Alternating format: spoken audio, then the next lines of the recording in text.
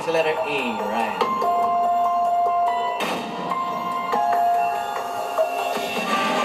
Ay, si Ryan pala siya. Isa sa mga hinahanap natin.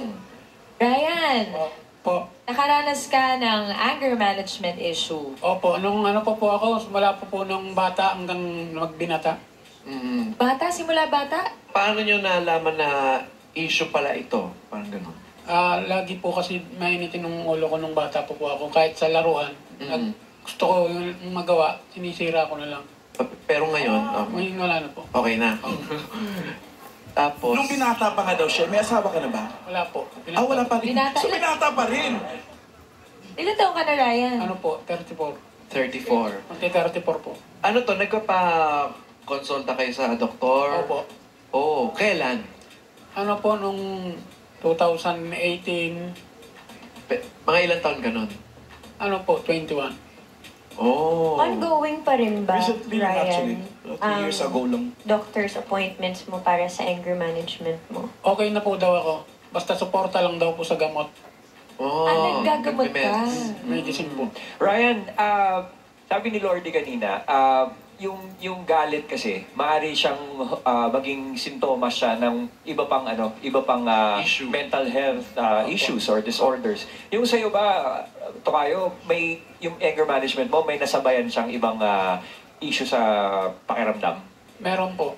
Anong sinabi ng doktor nung nagpa-check ka? Madali daw po akong nagagalit, na iinis, kung baga sa kung makita ko, lahat nagagalit ako, tinasaktan. Meron bang diagnosis yung doktor sa condition mo? Nung... Meron po yung Anong tawag? psychiatrist, Anong? order sa isip po. Meron siyang... Mental disorder din. Friends, si Ryan, meron akong ginawang magpakailanman na isang episode at siya yung Opo, ginampanan ako po yun. ko. Si Ryan J. Kaya parang kanina parang Ruru. Nalito ka, di ba, Ryan? Parang carry over hanggang ngayon, Ruru. Yung character. Tapos, tama ba, meron kang schizophrenia before? Opo. Oo. Pero po, Halika dito. magaling na po. Oo, at tulungan mo si Kuya Ryan na magkwento. Oo, kasi syempre, Alam mo pala kwento niya eh. inaral ko yung storya ng buhay ni Ryan. At alam ko kung gaano rin kahirap yung struggles mo. Pero, Opo. syempre, hindi ko naman nalaman yung buong story right after na, kasi alam ko napasok siya sa facility. Opo. And then after na, ano yung naging buhay mo nun? Wala na po, ano na lang po. Palibang-libang, hugas ng pinggan, cellphone, di kayo umiigi. Ano lang po. Pero Kailangan pala mabisi siya. Kailangan mabisi kami ginagawa. Opo. gaano ba? Ako kasi syempre nung inaaral ko yung character ko, ikaw, syempre nag-research ako. Paano yung, gaano, and on what level, yung pinaka nararamdaman ko kasi, ang kwento dun sa script na nabasa ko, may mga naririnig ka. Ano mga... May mga bulong daw siya na naririnig. Bulong lang po. Parang halimbawa, anghel sa Diablo. Ay, may ganun. Parang ganun po. Nananakit po ako ng tao. Minsan po, nagsusunog. Oh, pero with your medication ngayon, Wala na po. Wala na. Wala na po lahat. Magaling na po ako. Pero tanong natin si Sir Lordy. Sir Lordy, ano po, meron po ba talaga, parang is there such a thing like demons in our head? Parang yun po ba yung tinutukoy ni Kuya Ryan na bulong sa kanya?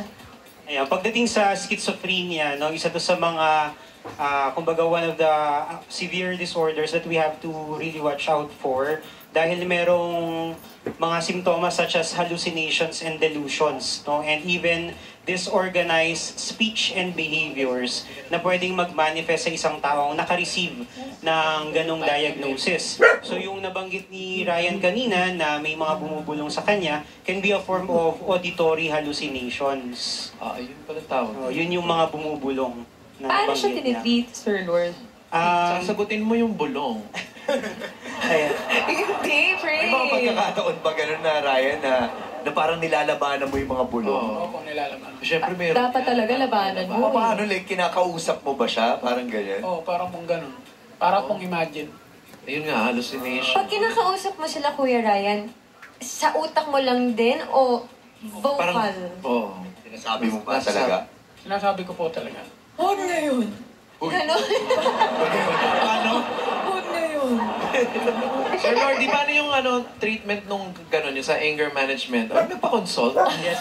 Libre consultation, Charis. For the schizophrenia, usually it would be a combination of medications as prescribed by a psychiatrist and psychotherapeutic services coming from a psychologist naman. So may therapy din yan. Yes po. How about Meron. yung sa anger management?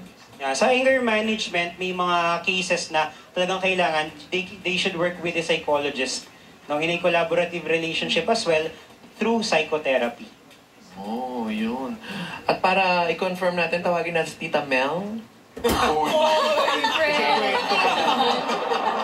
Ryan, kamusta ka na ngayon? Okay na po ako ngayon. Okay na, hindi na raw siya nagagalit kahit maglaro daw tayo ng mga kung ano mga laro. Yes. Okay na. Congrats, Ryan. Nalampasan mo. Oo, yung Kasi hindi biro yung meditation. anger management issue na yan. Yes. Thank you, Ryan. Thank you so much. Salamat po. Finally, nakita rin kita. Ngayon lang kayo Ngayon lang kami nagkita talaga. Ah, si Tita di Mel. ba usually, pinapakilala ni Tita Mel yung pinoportray Noong na time po character? kasi na ginagawa ko yung magpakailanman kasagsagan ng pandemya. So talaga. ECQ, ganyan. So, good job at maraming na-inspire sa story. Salamat po sa Pagganap. Pagganap.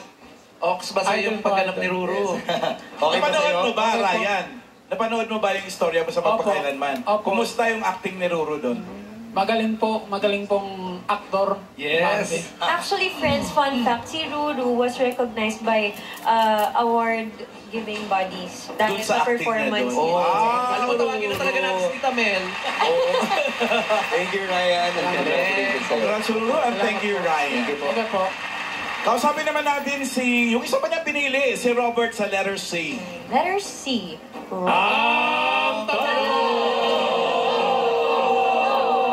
Kuya Robert, tama ba si Sean na pinili ka dito sa round 1?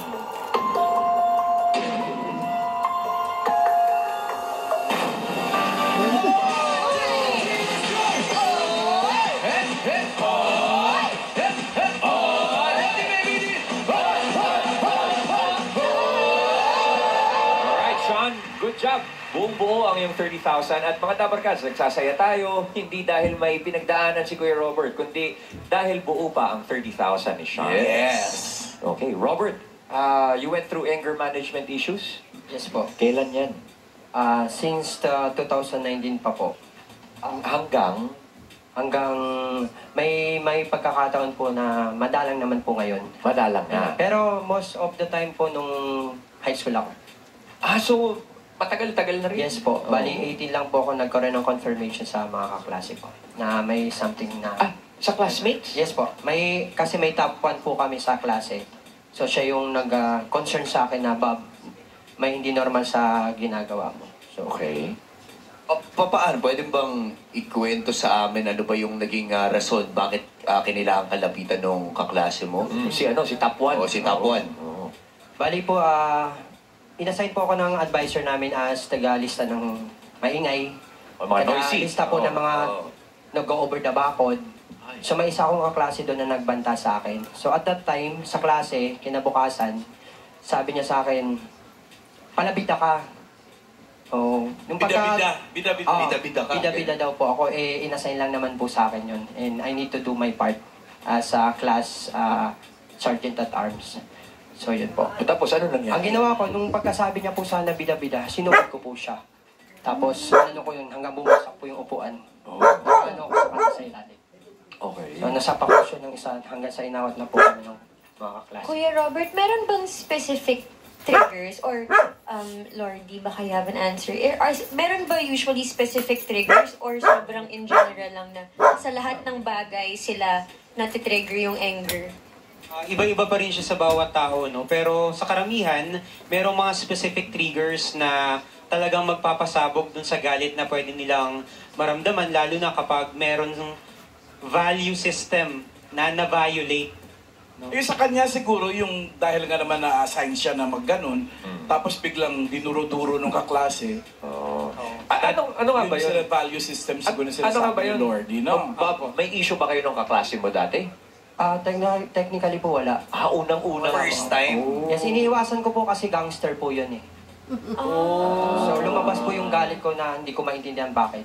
Okay. So at that time po. Hindi mo na maintindihan yung galit mo. Yes po, opo. Kasi pagka nakakaano ka ng mga words na nagka-curse sa akin, parang hindi ako mapakali. Nagpapanting ka ka. Yes po. Yun. Kasi on the other hand Yun po yung kasi trigger.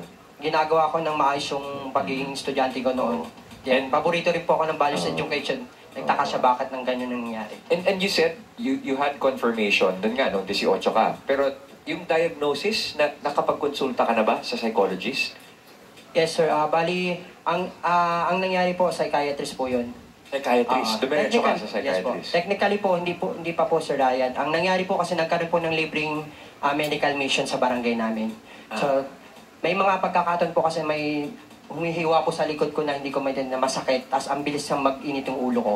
So at that time parang ako na in myself po. Feeling mo lang yun, pero Yes hindi po. talaga walang hiwa talaga. Hindi, yung ugat po. Wala naman pong May hiwa. pakiramdam? Sa loob po, sa loob. So, gumuguhit po yung dalawang pa letter B po. So, kinonsulta ko at that time. So, sabi niya sa akin. Then, narelay ko rin po yung mga concern na nakaka-apekto sa pamilya namin. Na nasisigaw ko yung nanay ko. So, sabi ko, Dok, ano po ba yung pwede kong gawin? Sabi niya, i-endorse kita sa psychiatrist na kaibigan ko. Ikaw mismo lumapit. Yes po. Kasi Kasi, vivid nung memory niya dun sa letter V na nakagupit dito. So ano daw yun? Anong sabi? ang sabi po kasi sa akin, stress po daw po yun. So, Stress? Opo. Then, na-confirm po yun sa psychiatrist po na nagkonsulta po ako. Sabi niya, Bobby, you have a bipolar condition. Ayun. Yes po. Bipolar. So, okay.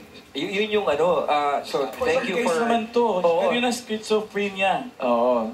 Ito bipolar. Yun yung pinag-uusapan natin kanina, Sir Lordy, no? Yung sumahalo yung anger management issues sa iba pang disorders. Sa iba pang disorder. Yes po, possible na isa siya sa maging simptomas no, nung diagnosable mental health condition, which is in case of Robert is bipolar.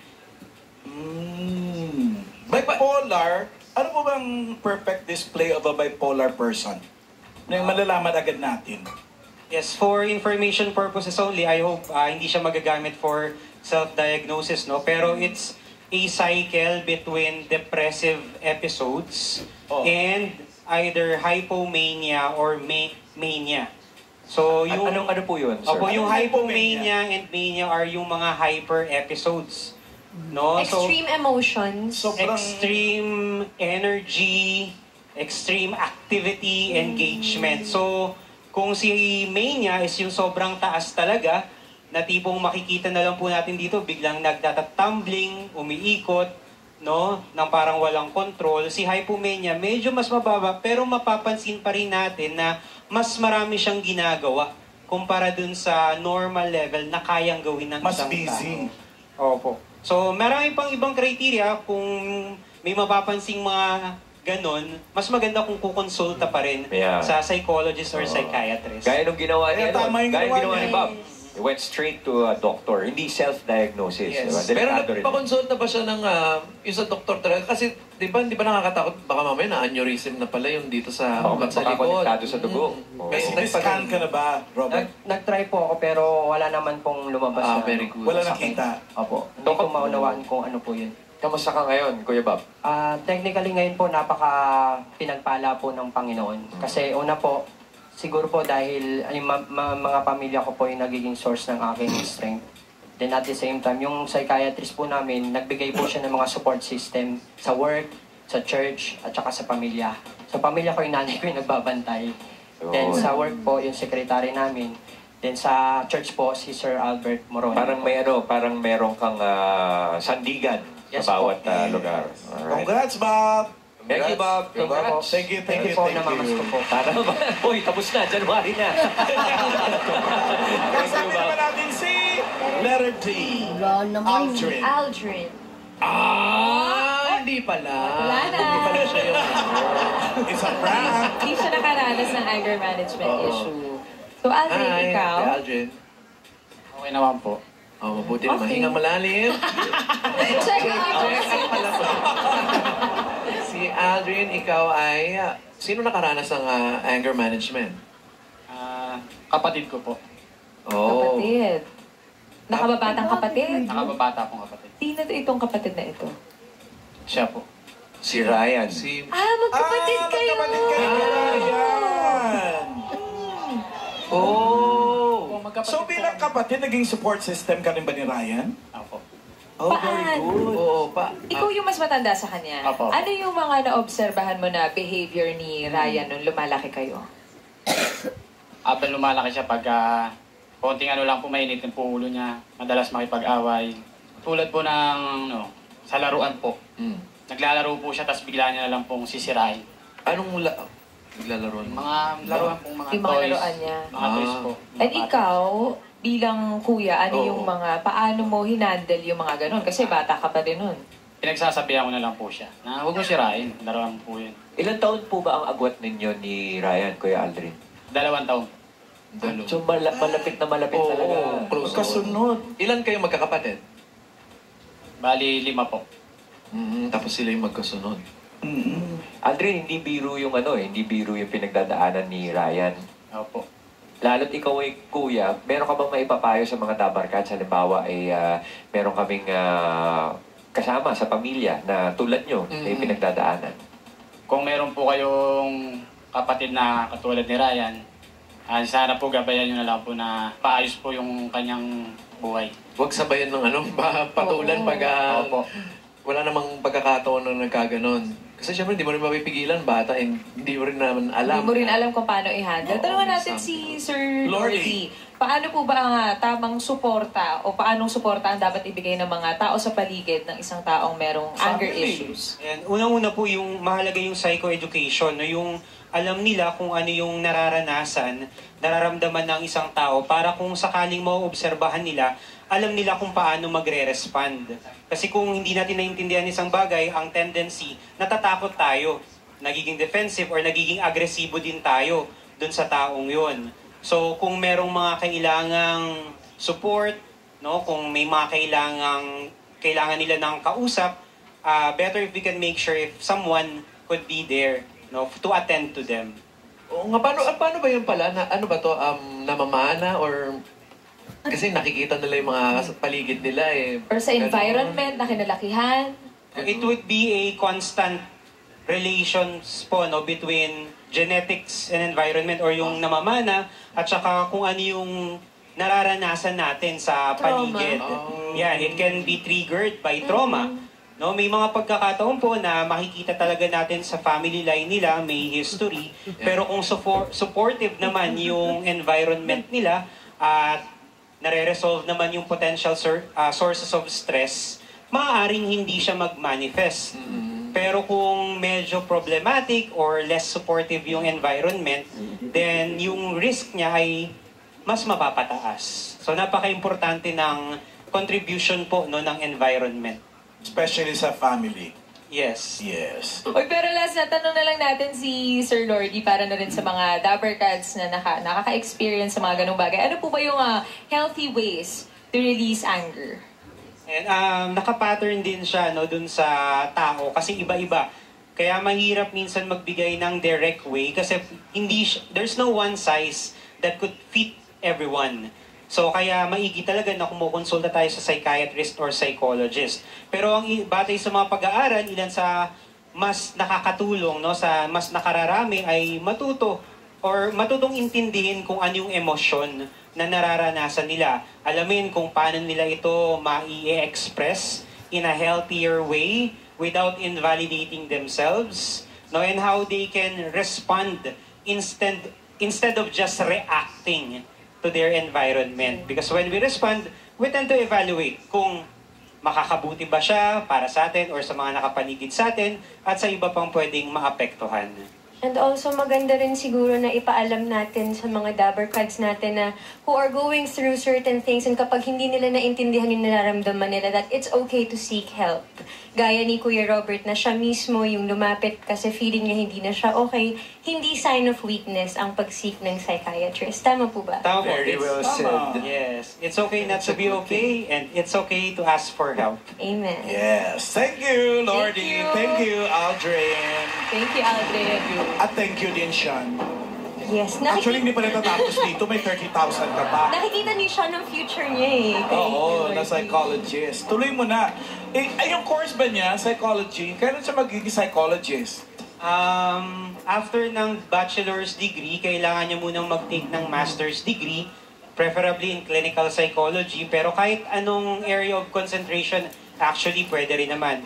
After that po, kailangan niya mag-take ng board licensure examination Para for maging- psychology. For Psychologist. Marami pang pagdadaanan, pero kaya mo yan. Kaya mo yan. Matapang ka naman, andito ka nga eh. Yung 30,000 mo nga, pwede yan maging 60,000. Yes. Pwede madoble yan dito sa Round 2! At siya, ang hahanapin mo,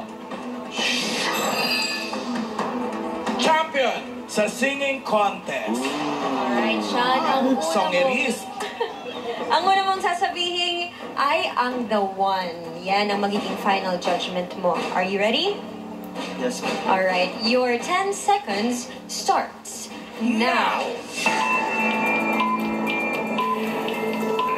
Champion sa singing contest. Letter B po.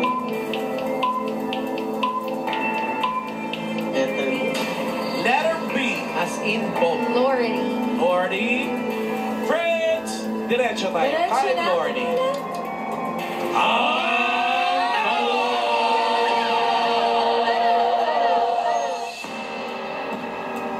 Lordy. Parang ang kaya tawagin na Lordy. Sir Lordy. Are you the one?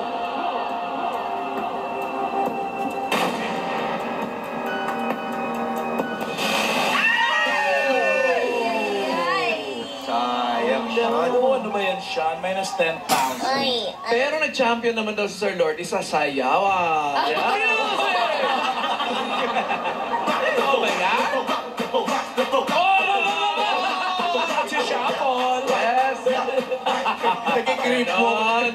Hindi siya. Hindi pala si Lordy. Tanongin natin si Aldrin. Baka siya ang the one. Aldrin. Kuya Aldrin, ikaw ba nanalo ka sa singing contest? Hindi po, mali po. Hindi pala. Ay, hindi siya. Hindi pala Mali siya. ka, Ma'am AK. Yung katabi niya, si Robert. Baka si Robert. Yeah, si Robert. Bob, ikaw ba nag-champion ka sa singing contest? Opo. Kung si Robert sana ang napili mo, siya ang megaling moment natin. Natin sa atin ang RC Cola Mega. Pag nawa ang pamilya, RC Cola na. May sarap hindi nakakabitin sa presyong sulit. Basta RC Cola, masarap! Naniniwala ka ba? Hindi tayo naniniwala, friend! Hindi ka. Pag hindi natin pakantahin. Music! Yan na. Giliw ko, sadyang siya lang ang iyong mahal.